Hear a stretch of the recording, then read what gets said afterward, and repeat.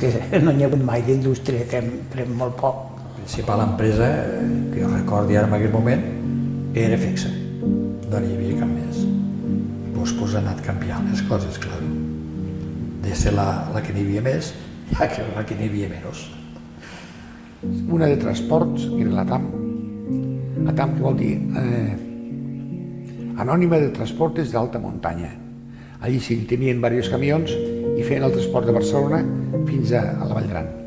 Perquè hi havia llavors, aquí hi havia la fàbrica de mobles de Burguès, que eren 40 treballadors, al campament també hi treballava molta gent, a l'agència de la TAM de transports també hi havia molta gent treballant, hi havia esxetes, tot això plegat. Hi havia Copirineu, s'ha fet desplaçament de Copirineu i coses d'aquestes, hi havia la fàbrica de galetes del Berteny, que també treballava molta gent. Empreses hi havia el Corona, hi havia el Palmerola també era com un allò. Després hi havia el Copirineu, l'Alticent,